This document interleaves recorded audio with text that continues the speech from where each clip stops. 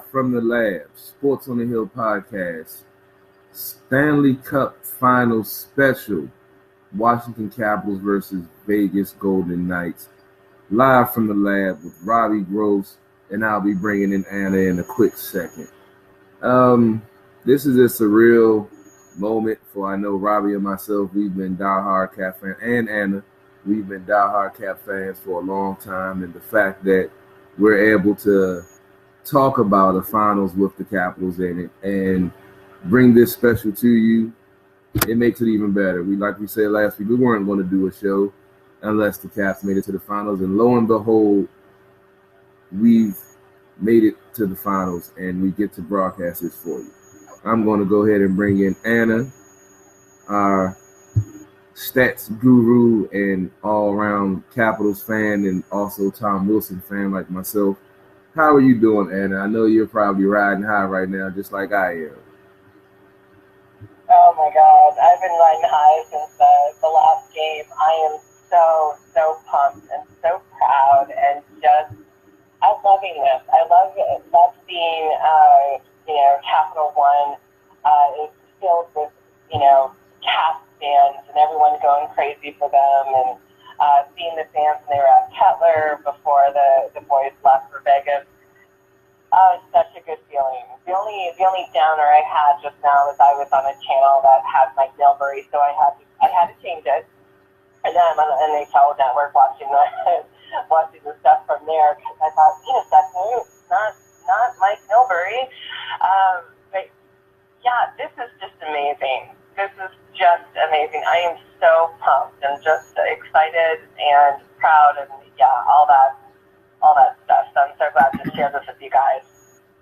Yes, indeed. It's definitely going to be a great series. As I said, I wouldn't mind if it goes 7. Robbie won 6. As long as as long as the Caps win, I'm going to be happy, because I want to go to a championship parade, and you best believe I will be down there if we have a championship parade. But before we get into the Stanley Cup Finals, we definitely have to recap real quick Game 6 and Game 7. Last week we were on the air for the pregame, and we didn't know what to expect from the Capitals. We didn't know if it would be forced to a Game 7. We had a great debate about Andre Burakovsky. In Game 6, he didn't really make an impact, but the Capitals were victorious, winning 3-0 and forcing Game 7 in Tampa. And as we all know, Ovi started the game off with 1:02 in the game with a great shot, which was caused by a great hit on Kunitz by Tom Wilson, which forced a turnover, which allowed the Caps to get that early goal and Braden Holtby to get a 4-0 shutout victory. But I can't gloss over Andre Burakovsky. If you recall back to the conversation we were having last week, I even used the soundbite in the video I made for Game 7 that I called out Andre personally and said if he didn't make an impact on this game, that he should be cut. And as I said before, I have no problem being wrong.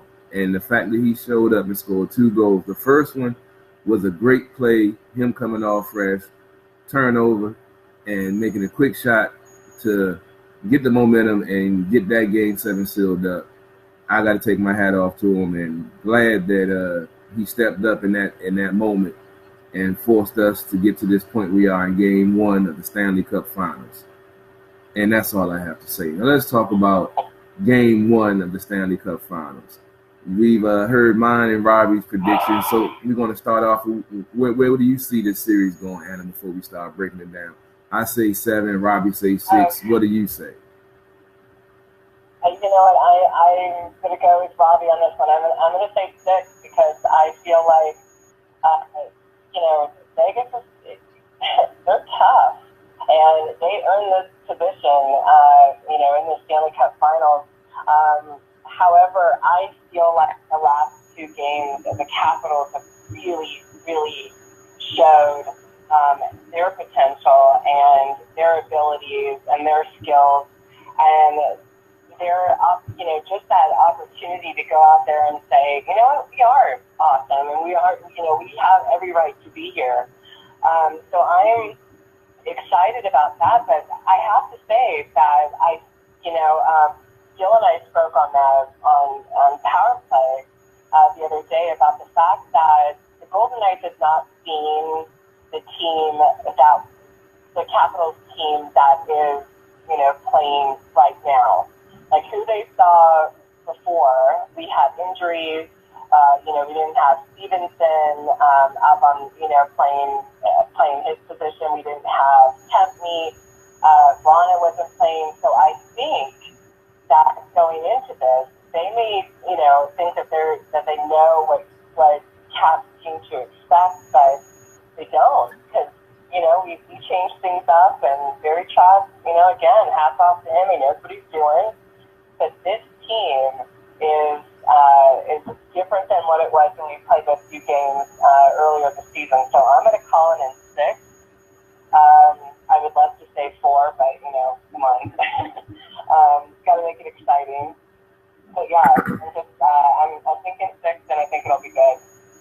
Most definitely. All right, let's break down some of the storylines with this matchup. We all know George McPhee is the GM for the Vegas Knights, and he did a great job with the draft, with the expansion draft, with the players that he chose. I looked at a report with he has 11 first-round draft picks in the next 4 to 5 years, so he's done great service to this organization. Unfortunately, he didn't have as much success here. We know about Nate Schmidt being one of the players that they took, and he's a number 1 D man there. Unfortunately, he couldn't crack number 1 D here. So that's definitely going to be a storyline, him matching up most likely against Ovi. His speed and Ovi's power and just wicked shot. We're going to see how that plays out. Barry Trotz in the contract year. He's, the GM said they're going to wait till after the playoffs, which I don't have a problem with. Some folks do have a problem with it, but I feel like it'll be a distraction to even start talking about it now when you have, such a big series coming up. So, I mean, let's delve into the George McPhee, Nate Schmidt, Vegas versus Capitals. Robbie, how do you, we haven't really talked about this too much. How do you feel about this whole George McPhee, Nate Schmidt, wanting to stick it to the Capitals, winning a Stanley Cup in their first year, knowing how much the Capitals have struggled to get their first cup in over 40 years? Yeah, I mean, I think it's always an interesting storyline, but there's always going to be some sort of subtext to any sort of battle. It's rare that there isn't some sort of overlap in some way. Obviously, the fans, I think, probably make a little bit bigger deal out of this than I think all the players don't necessarily care who's on the other team. They just want to win. So I know that there was some joking back and forth with Nate Schmidt and some of the Capitals, and Nate Schmidt had joked that there's some bad guys on that team, and that he had texted with them. So obviously he was joking since he's still very close to many of the Capitals. I don't think there's a lot of ill feelings towards the Capitals. I mean, it's a difficult position. If you look at who we protected instead, a lot of people are like, John Carlson could have been put on that chopping block instead of him, rookie into the season. And I'm super happy we didn't do that because, he had his best year as a Capital. But there was conversations about that before the season started. It was like, is he going to be too big of a cap hit down the road? Is it worth it? Some people were even talking about maybe putting Orlov out there or even Niskanen or even dangling Orpik because of his contract. But the reality is, to get to where we are today, we kind of needed all of them. So as much as I miss Nate Schmidt, we were able to get here without him. So I think that they made some good plays.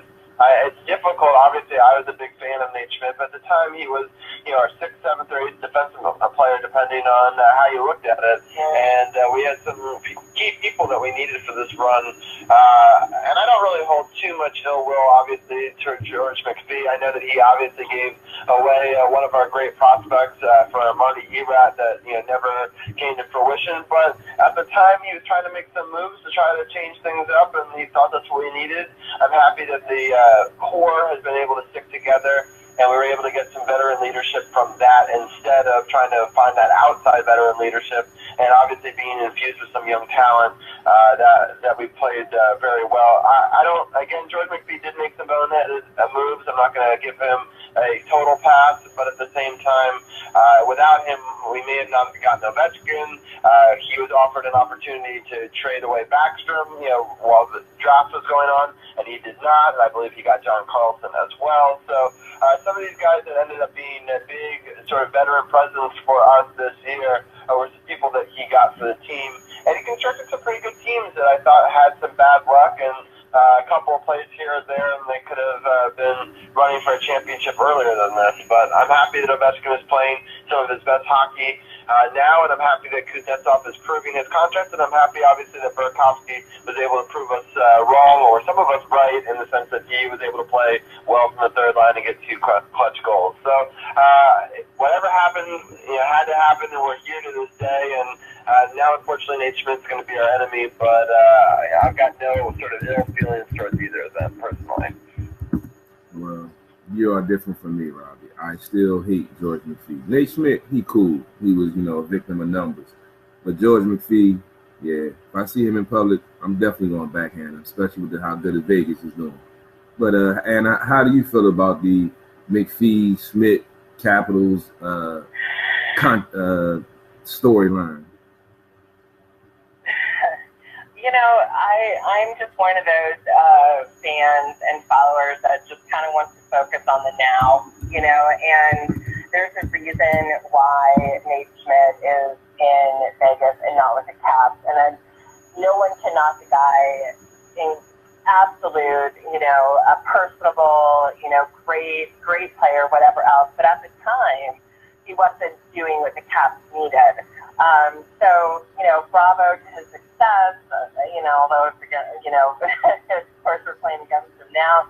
But I just feel like, it's just time to let that stuff with McPhee go and just focus on the now. Focus on our team now, who the players are now. We've got the vets and the rookies coming together, and hopefully in this perfect storm, and just going to be able to, just to go forward and be victorious over the next, couple of games. And like in any sport, you never know what's going to happen with the trade. You just don't know. It's, you hold out for somebody and you put all this money into it, and, they get injured or they choke or they do something. It's like, well, you know what? Nate Schmidt was one that kind of got away. And I feel like as of, this team this year, there's no reason to do the, coulda, shoulda, woulda moment. It's focus on the now, focus on the team now, and just go prove yourself out there on the ice. All right, I feel you. We got to definitely talk about, like you said, we're going to move into the future and what's going on in the present and the future.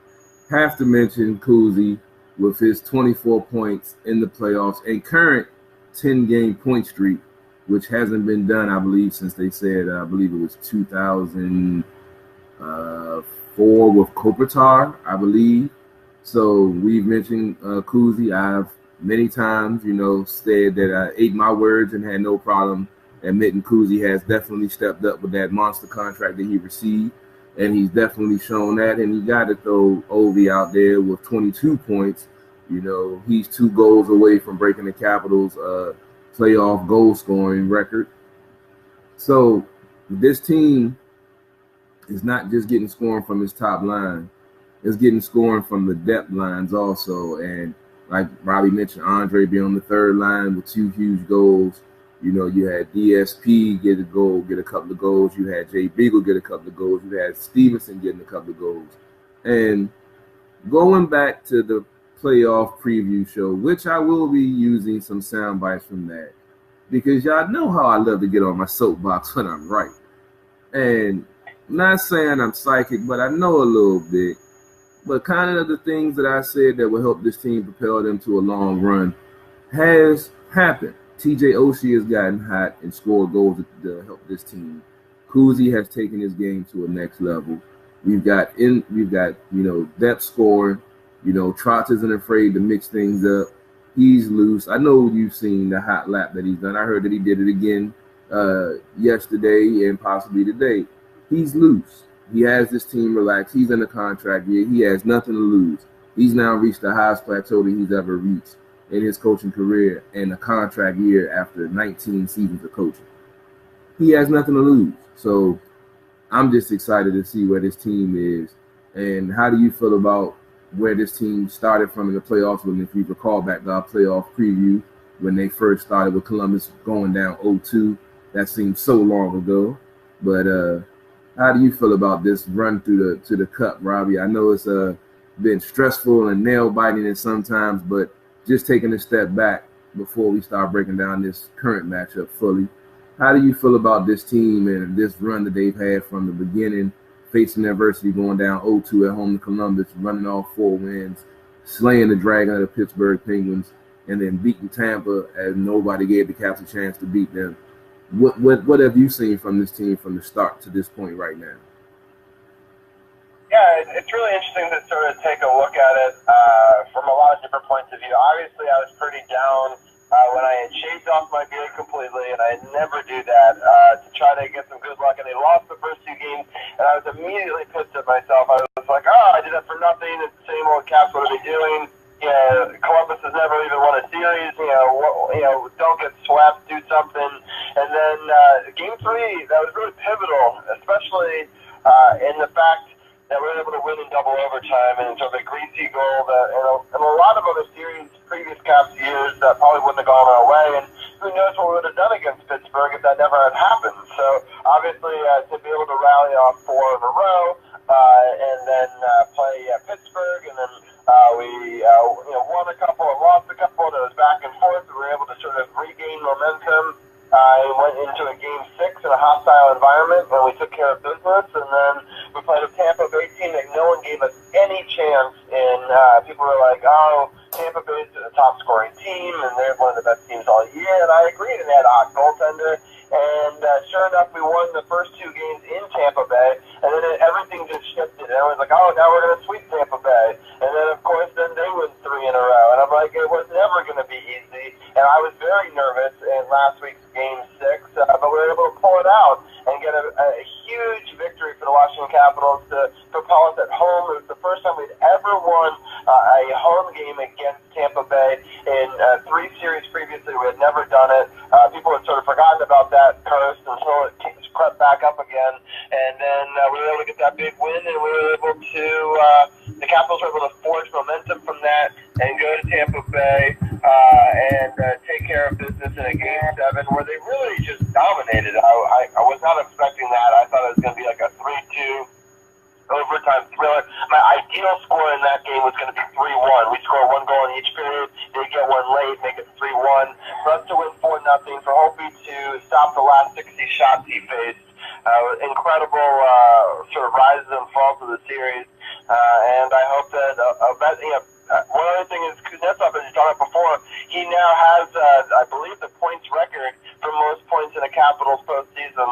And Obi's only 2 points behind him, so it'll be interesting to see which one of those ends up at the top at the end of the series. But I like that both are going. And it's been a really exciting run, and it's something that I didn't expect after 2 President's Trophy years, us falling short in the second round. And for us to do it in a year where people didn't even pick us. Some people said before the season started, not us, but others, that we weren't even going to make the playoffs, or we were at best going to be 3rd in the Metro, and we were going to have to sneak in. But even Carol and I talked about, even if that was the case, maybe that would be good for us. We'd humble it. We were able to win the Metro again and able to beat a number 1 seed that didn't have the President's Trophy curse. And it's been an exciting run so far. Let me get back on my soapbox real quick before I go to Anna. If you recall at the beginning of the season, I said I remember going over this team's roster and seeing how they got younger. And we agreed, Robbie, that we thought that this team would be better than a lot of folks thought they were because they got younger, faster, grittier, and hungrier. And we've seen that that's been what got this team through the playoffs. They've been getting to the 50-50 pucks. The bounce has been majority going their way, except for the 3-game stretch against Tampa. But the fact that they were able to stop that and win 2 in a row, not just winning 2 in a row, shutting out. Hopi, has 159 minutes of shutout time. That's impressive. Marc-Andre Fleury, he's playing lights out right now. So that's what's one of the major storylines going to be also. But this team is hungry. I think good things are going to come from this team, and it's going to be a great series. Now, going to AnnaK, in case you forgot the question, we were talking about, all the different storylines and everything that's going on and how the start of the playoffs and where we are now. How do you feel about this run, including, I know, the Tom Wilson suspension, which really rubbed you the wrong way along with myself. But how do you see this team, how they developed and the cohesion and the chemistry that they had throughout this playoff run to the Stanley Cup? Right. Well, we can start with that Wilson suspension because it was absolutely absurd that it was 3 games. We knew he was a target. But come on, I would have gone with the game. 3 games was a little excessive. But what was the great part, the great outcome of it was the chemistry and the consistency of all the other, players that stepped up. And so therefore it was like, hey, this is exactly what we needed. We can't put, kind of all your eggs in one basket on one player and hope that he's going to be it. And I think that, with Wilson out, as strong as he is and as powerful he is in regards to the physical end of the game, when he was out those 3 games, they were still able to come together. And so the couple of notes that I kind of had were, focusing on that consistency, focusing on that mental and physical game. It can be physical, but let's stay out of it a little bit because of, just the stupid errors, things that, I feel like in the beginning of the games, it was like there were a lot of penalties and a lot of stupid calls and just careless errors, and then it improved. We weren't seeing so many minutes, and they were really on the ice, and they were really the chemistry was just there. And so I felt like, okay, this is it. We're seeing exactly what we needed to see, and I feel strongly about keeping the lines the way they are right now. Why change what we had in versus Tampa? They look good. They look fresh. They also they're enjoying the game and they're not trying too hard. So it's like, just let's keep it going. And holy crap, what do you say about Holtby? Here's a goalie that everyone had put on such a pedestal, and rightfully so, in the beginning of the season, but then eventually was benched. And here he came, kind of out of that negative mindset that he kind of tends to get into. And damn, 2 shutouts in the last game, and that's it. We needed that, and we needed the Burakovsky, the 2 goals. I mean, I think he even surprised himself, to be honest, because I think he's like, holy shit, I got 2, and everyone rallied, and that was the other thing was, seeing all of the players overly excited for the ones that scored, the ones that did great plays, and the ones, and Holtby. But it was a team, and when you saw their picture at the very end, you've got Holtby in tears and everyone else just feeling, beyond elated and proud. That moment right there was like, that's it. There's a brotherhood right there with that team that they're going to go into the series and they're not going to let each other down. And I love that about them. Yeah, what got me was the embrace between Nikki and Alex after they finished the game. Just the whole, them being together so long and trying to get to the where they are right now, and just and I read Nikki's lips and said, one more round, you gotta do this one more time, and that's the dedication that I love to see, and the partnership and camaraderie. And speaking about partnership, I'm going to bring in a friend of the show and one of your partners, Gil, has called in. Gil, how are you doing tonight on this Stanley Cup Finals special? I figured I'd bring you on with your co-host, Anna. How are you doing tonight? It is game 1. 99% pumped, 1% nervous as hell. That's pretty good. You're better than me. I'm probably about 95 and 5% nervous, trying to keep it cool, calm, and collected over here. We're still loving every minute of it. Yes, sir. I'll shoot you the same question I just gave to Anna real quick before I let you let loose a little bit. From the beginning of the playoffs, we saw the 0-2 hole that Columbus went in. I mean, they went in against Columbus, and now being at the Stanley Cup Finals game 1, what was the moment that really solidified it for you that knew that this Caps team was different and could possibly reach their ultimate goal? Well, I think there were several, but like Robbie mentioned, one of those moments had to have been the double overtime win. And you saw the reaction when Miller scored that goal and Smith Pelly confirmed it. Nobody was sure. Devontae was sure. And it was like that first weight, that first stone had been lifted off of them. And then as they persevered on that series, I think towards the end of that series was when they finally started believing in one another. So I think by the end of that series was the real turning point. Now, they knew they had a task in front of them against Pittsburgh, but I think they were ready by the end of that series. They knew. You could tell by the way they played. No doubt, no doubt. I'm going to get you a quick, we don't do predictions, but, it's game one Stanley Cup Finals. We're not really going to hold anybody accountable for these. We're just, enjoying in the moment, basking in the ambience of what's going on. I say 7 games. Robbie and Anna say 6 games. What do you say, Gil? Oh, of course, Caps victory, of course. But what do you say, Gil? I would not be surprised if this thing goes 7 games, but I'm gonna say 6 games. I think first 2 are going to be key. They say I think the stats hold up so that whoever wins the first game of the final wins it like three quarters of the time, 75% of the time, something like that. But it's definitely going to go 6 games for sure. Yeah, it's definitely going to be a great series. Yeah. Yeah, it's definitely going to be interesting. You can't go against your co-host. I'm watching the Caps going on the ice right now. Vegas, they get ready to go out on the ice. So it's getting closer to that time, people. It's getting closer to that time. We also have another special guest on I want to bring through. He's one of Robbie's great friends that calls in and gives us some of his lovely insight and knowledgeable point of view. Robbie, I'll let you go ahead and introduce your special guest before we can break down this game a little bit more while they're taking ice and getting warm-ups in.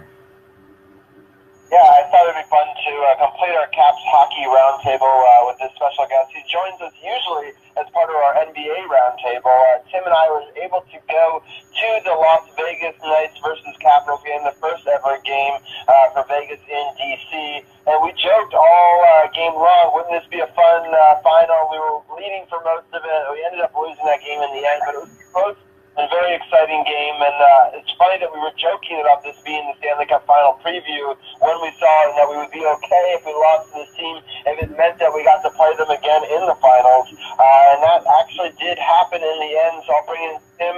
How are you doing today, Tim? I'm doing great.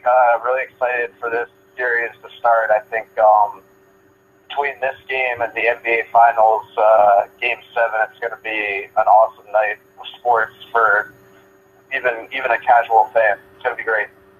Oh, yeah, there is a Game 7 tonight. Oh, yeah, I forgot about that. Yeah, so it's the Western Conference Game 7. That's at 9 o'clock. Again, deciding between Golden State and Houston, so that'll be very exciting indeed. Carol was asking this question of the other ones. I'll just ask the team real quickly. What are some of your thoughts on the up and down playoff run so far to get to here? I think the one thing that the Capitals have on their side now is some momentum and some lucky bounces, some luck, things that the Caps never had in the past. And so I think a lot of the stats are against them. Just playing so many games, it's really hard to win the cup if you don't come in like Knights with a really short series. But I just, just something about this year feels different, and I hope, that'll stay on our side all the way through to the cup. Totally agree. I feel you. There have been a lot of 50-50 pucks and a lot of desire plays out there where you can clearly see the Caps wanted it more than the other team. And that's been a very good sign for this team and something that's helped push them through this long playoff run.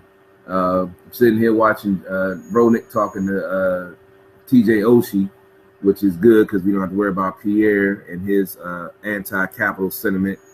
But I'll go through real quick, Tim, and we'll go around the round table and see who is your X factor for both teams in this series that could either swing it either way for the team to win the Stanley Cup. We'll start with you, Tim, then we'll go to Anna, and then we'll go to Gil, and we'll let Robbie, and then I'll finish it up.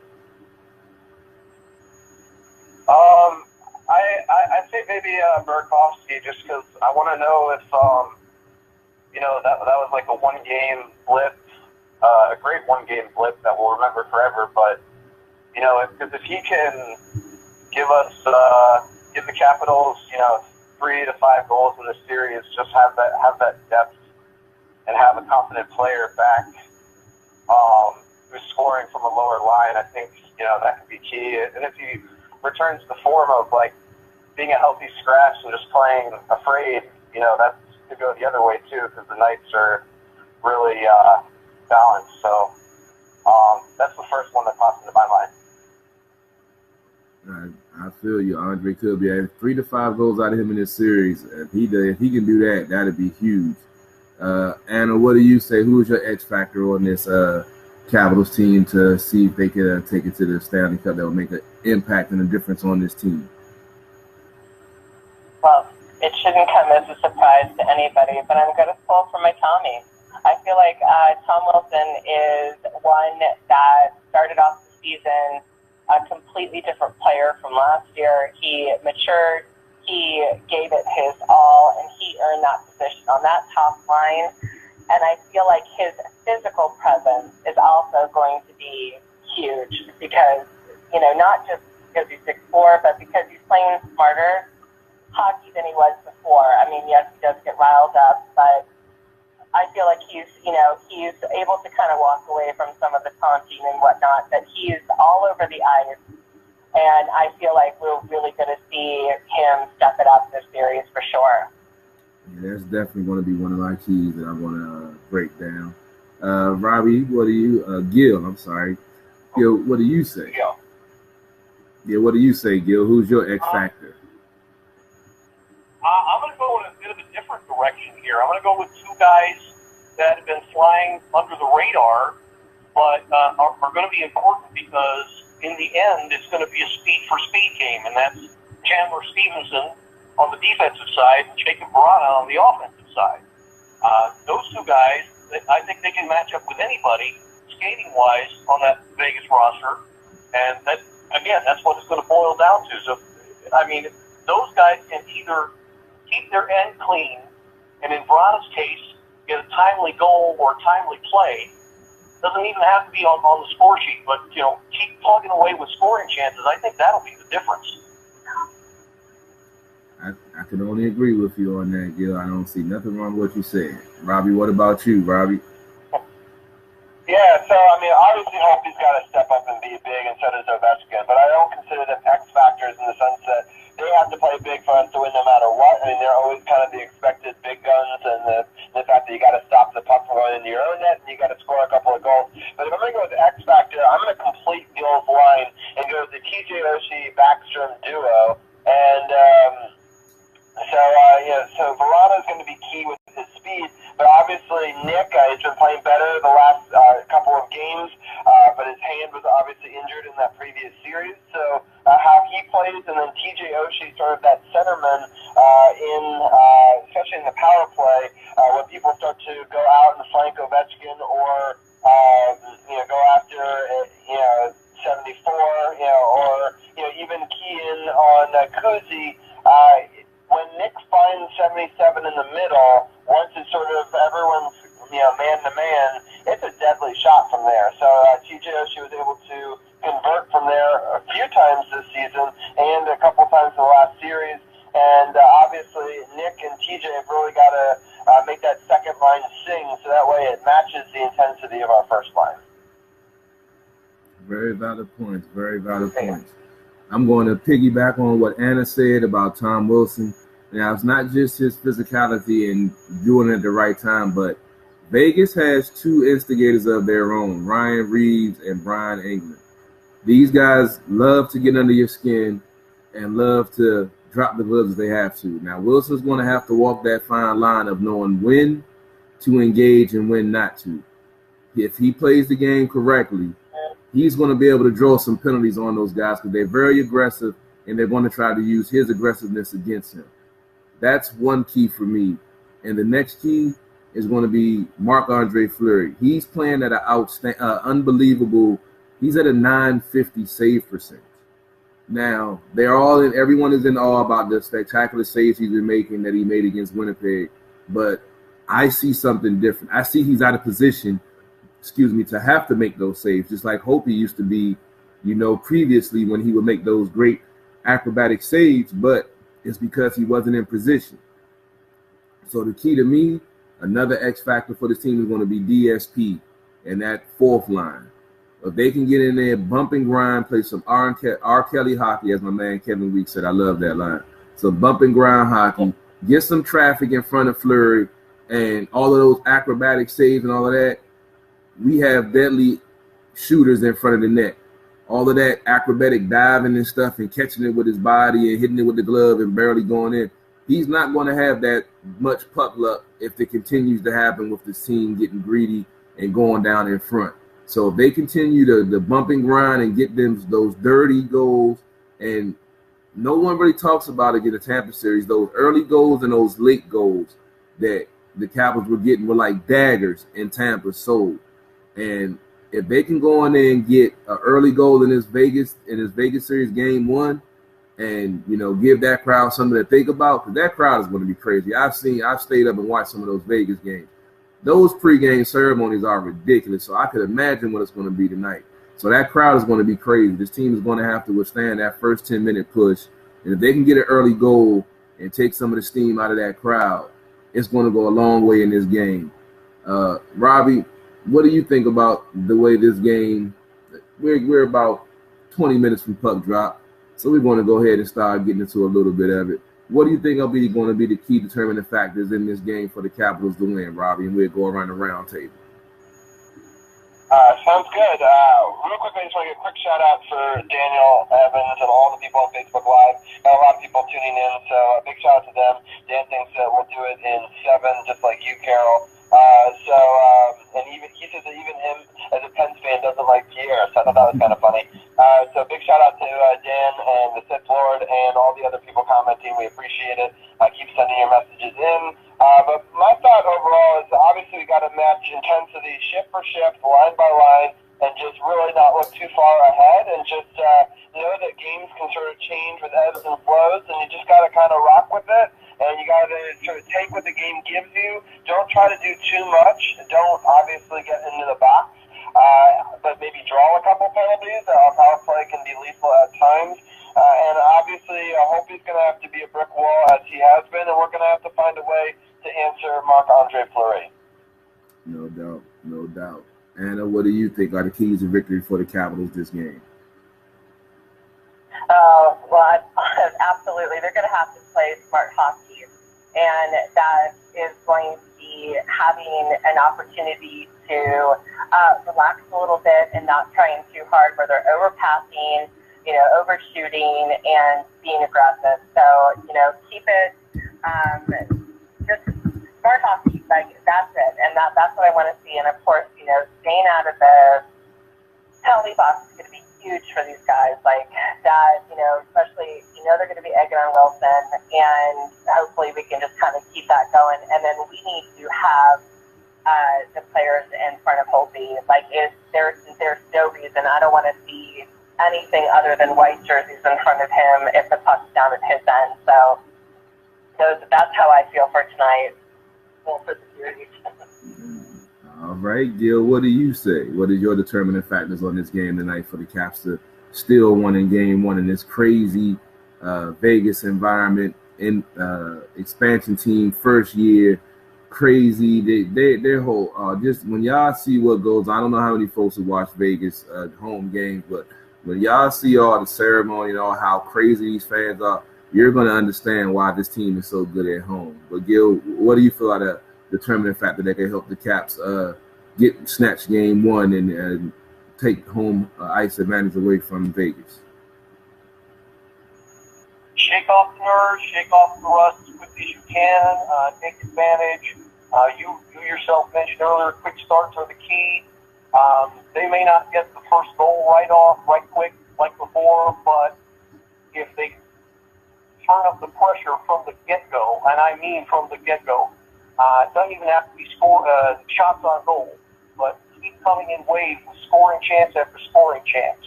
And I think that'll frustrate this team, and that'll eventually tip the balance and win them the game. I like that recipe, Gil. I like that recipe. Tim, what do you say? I would say I really hope the Capitals take a look at the film of the Tampa game 6 in DC, where they really hit the Lightning a ton and played a really heavy, committed game. I think because the Knights have had so much time off, if the Caps can come out and just really get a ton of hits early and just, let the Knights know that this is going to be a long series. The Capitals are a big, rugged team. I think they have a good chance of stealing this one. Just, the Knights could be kind of not up for the challenge physically. Valid points. It's definitely going to be an interesting matchup. I think it's going to come down to the forecheck of the Capitals. If they can slow down Vegas. Vegas play a style of hockey that I haven't really been used to, where they have 5 men in every zone. They got 5 men in the neutral zone, 5 men in the offensive zone, 5 in the defensive zone. So they always have an out. So when you have an aggressive forecheck, they know where that man is to get that puck away. So the pressure that the Caps are used to being able to force, Vegas normally has an answer forward. So the question is going to be, what adjustments are Trotz and the Capitals going to make to try to still get that physical play, that forecheck, and to be able to force the turnovers like they had for the first 3 rounds of the playoffs. Because that's been a very strong influence on the way these games have been going. Even when the Caps have been going down or when they've been up, they've been aggressive on the forecheck. They've been back checking like crazy, and they're forcing turnovers, and they're getting odd man rushes like you can't believe. So if they can do that and get these odd man rushes and force Vegas out of their normal 5-man game and put them in uncomfortable situations, I believe this team can make Vegas, understand what it is to be an expansion team. Like, yeah, you had a great run, and yeah, some veterans, they got a chip on their shoulder, but hey, you're going against a team that has skill, talent, and veteran leadership that's out here that's been doing it for a long time and is as hungry as you are, but they deserve it a little bit more. That first year stuff is cool, but we as DC fans and the Capitals as an organization have fought tooth and nail to get to this point, and I think that determination and that hunger is what's going to give the Capitals an X factor. Are they going to win game 1? I would love to see them win and say they would, but I don't know how things are going to go in Vegas for that opening ceremony. The crowd's going to be crazy. If they can snatch the soul out of Vegas in this first game and get a victory, that will be a strong determining factor in this series, I believe. But I think the Caps can do it, but they will have to play almost a perfect game like they did, and Robbie said, in Game 6 and Game 7. I totally agree. I think that we can get it done. I love Tim's point about the physicality and taking to them early. I also think taking advantage of the fact they've been resting for a while. They haven't played a game since a week ago Sunday. We played a couple more meets last week than they had to do. And hopefully that we can take some of that grittiness and the fact that it's kind of thinking of it as a road trip in the sense that we started in Tampa Bay and we're continuing, and hopefully we can sort of have momentum carried forward. It's sometimes difficult to do series to series, but we have been able to do that earlier on in the playoffs, been able to carry over momentum from one series to another. So I'd like to see that happen again. And obviously, Holtby needs to be such a huge key for us. If he can continue his play, especially over the last couple of games, we definitely have a big opportunity, especially if he could steal one of these 2 games at home. Because all we need to do is win one of those first 3 home games, or 3 road games, and take care of business at home. If we could do that, it gives us an opportunity at home in a Game 6 to take it to them. So that's kind of the recipe that we need to talk about, and it's going to be exciting. I'm excited that no matter what happens, there'll be a pregame for Game 4 next week. And Carol, want to remind our listeners about our special guest one more time in case they're tuning in late? Yes, indeed. In case you missed the special announcement, next week will be Game 4. we'll be coming to you live, just like we did this week with the pregame Stanley Cup Finals special. But next week, we will have a super special guest co-host. Nicole Arbor will be calling in from 7 to 8 o'clock. We'll discuss some topics that she wants to in the first half hour. Second half hour, you know we're going to talk Stanley Cup Finals and Capitals. We'll be coming to you about 6:30, a little bit earlier. We'll get some Nats talk in, talk some NBA Finals before we get her on the air.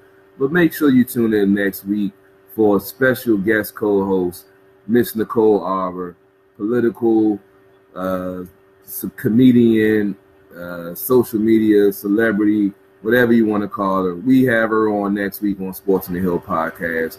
Stanley Cup Final special Game 4, so you make sure you tune in. Make sure you check out our page for the June 11th happy hour. If you're local in the DMV area, come on out to the DC Chop House and Brewery down by the Capital One Arena. You've seen me share the link. You've seen me share the commercial. Come on out, meet some of the True Radio fam. Have a good time. Happy hour specials, good drinks, good food, good people. Why not come out? And it's Stanley Cup Finals. So it might not be the day of the game, but you know you're going to see some Capitals jerseys, win, lose, or draw. Come on out, have a good time with us, and just enjoy. But we told you we got so much more coming. Appreciate you tuning in tonight. Make sure you tune in next week for Miss Nicole Arbor, talking whatever she wants for the first half hour. Second half hour, you know we got to talk some Stanley Cup playoff. So, as I've always said, stay tuned for so much more. And not to mention, I forgot to mention at the happy hour, we will be making a special groundbreaking announcement that I hope you tune in for. Because when I've been telling you the True Radio Network takeover is upon us, I know it's been some folks thinking I've just been blowing smoke. Just been talking, just been making videos for no reason. In 2 weeks, you will truly understand what's been going on behind the scenes with True Radio Network, Sports on the Hill podcast, and every show on True Radio Network. Because it's not a game, people. When I say I want to take 106.7 off the air, I'm not just talking stuff. I'm not just saying it just to get a rise out of them because they blocked me on social media, because I offered up a sports knowledge competition to Junkies and Chad Dukes against me, and they blocked me. I went to the executive producer. He blocked me. So you know what? I'm coming for you because you don't know what you're talking about and you shouldn't be on the air. Folks said I shouldn't go at you, but you know what? It's the attitude era for Sports on the Hill podcast, baby. I don't care. I'm coming for you because you don't belong on the air, point blank and simple. That's all I got to say. And I digress. Anybody else got anything to say? Well, I just wanted to let everyone else get their final shout-outs in real quickly. So I'll let Gil, why don't you shout out where we can find you and Anna on the weekly, and let people know about the Power Play Points podcast real fast. Yeah, absolutely. We record usually Monday and or Tuesday evenings. We can be found on the Podbean server. The main site is BlueLiner77. That's BLUELINER77.podbean.com. You can also find us pretty much wherever podcasts are distributed: Apple Podcasts, Stitcher, and of course the Podbean app, and just about everywhere else you can find a podcast. You'll find us. It's the Power Play Point podcast. We are a Washington Capitals fans podcast. Just give us a download, leave us a note on Apple Podcasts. We really appreciate it. Well, thank you, Gil, for joining us as always. And Anna, want to give any final thoughts that you have before we let you go tonight? No, I'm just excited. I'm pumped. I'm calm, and I don't know. I'll say I'm with Carol on this whole pomp and circumstance thing of the opening ceremony. It's a bit much. It's a little over the top, and I don't know if I will watch it. I'll probably mute it because I just am like, come on, we just, do an anthem and drop the puck. I don't need a whole Cirque du Soleil intro, just because it's in Vegas. But I feel excited. I think it's going to be a good matchup. I think it's going to come out a lot of adrenaline pumped in for sure. And And I just want to see them play smart hockey and do what they can, because they absolutely, the Capitals absolutely earn the position to be in the Stanley Cup Finals. Well, thank you, Anna, as always. Anna's been on for the whole entire, for the whole part of at least season 3, a little bit earlier, and she's been fantastic. And I'm excited because last week we talked about how wanting to have you back on soon, and hopefully we were going to get that opportunity. And I'm so excited the Capitals were able to give us this opportunity to have this podcast and next week at a minimum, and hopefully we'll have some exciting news in a couple of weeks about the Capitals as well. But Anna, as always, thank you so much. Absolutely. Have a great night and go Caps. Yes, indeed. Good. And Tim, any last thoughts? I know that you got to see Vegas with me, and we joked about this being the finals preview, and it turned into fruition. Any final thoughts, Tim, before I let you go tonight? Well, I'm definitely glad that was the one game I went to this year, even though we lost. As fans, you never like to go to one game and see a loss, but I think it's all better because of what happened, and I'm just excited to see the Caps in the finals again. It's been way too long. It's kind of sad that we have to play an expansion team from Las Vegas. Being from DC, it kind of seems unreal, but just happy to watch with everybody in the area. It's been like 20 years, so go Caps. That was good. Real quickly, are you at Jan's for the viewing party, or are you going to watch it on your own? Oh, I'm actually house sitting for my dad in Ellicott City because they had flooding. His house is okay, but I just wanted to check up on his basement. But yeah, definitely watching on a good TV. Sounds good. Well, our thoughts and prayers go to the people at Ellicott City as well. A lot of bad flooding. Hopefully the Capitals can reach some of them and their spirits tonight. So thank you, Tim, as always, for joining us, and we'll definitely talk to you soon. All right, thanks, guys. Have a good one. All right, Tim, take it easy. All right, Carol, it's down to you and me, and we've got just a couple of minutes. They're actually saying puck drop might not drop until 8:25 because there's so much pomp and circumstance. But if you tune on NBC right now, they're doing an interview with Ovechkin. They're about to do their crazy show to start this whole thing. I don't have a whole lot more to say other than, I want us obviously to win. I hope that we win in 6. The minimum I want for us is to win at least one home game. I was pretty disappointed in 98 when I went to Game 4. We got swept. The Capitals got swept in 1998. And to see the trophy in our building but not have it given to us and the wrong team in the red jersey at the time, it was a pretty painful experience. One that I've later appreciated, knowing how rare it is to see the Cup in person, but do not expect it to take 20 years for us to get back here. I'm happy that we are back here. And Carol, any final thoughts you have before we let it go tonight? This is a surreal moment for me on many levels. My dad first introduced me to hockey way back in the day at the old Capitol Center USA Arena. And, I remember those times with him watching the playoff disappointments, the triple overtime losses to Pittsburgh, and wondering if this team would ever get there, back there and make it happen. Like I said, 98, I was doing other things, wasn't really focused on the Capitals then, so I wasn't really caught up in the Stanley Cup Finals then. But to actually sit here and be a part of it and, go through all of this pageantry and, whatever, you guys might not like it, but I normally, Robbie, we always joke after the Capitals have put out the playoffs, I never watch hockey. I've never really watched the Stanley Cup Finals because the Caps weren't in it. So this is my first time seeing all of this and going through it. So I'm going to watch. I don't mind all of the, extra BS, but, I'm enjoying it. And, not to get on a sentimental note, this means a lot to me coming from, where my dad taught me and took me to the games and, to actually be able to report this and talk about it, on True Radio Network and Sports on the Hill podcast with you and other folks, this is the reason why, the idea came in. And I got to give a shout out to my little cousin, Angelo. He's the one that gave me the idea to actually pursue doing a podcast and doing the show talking sports.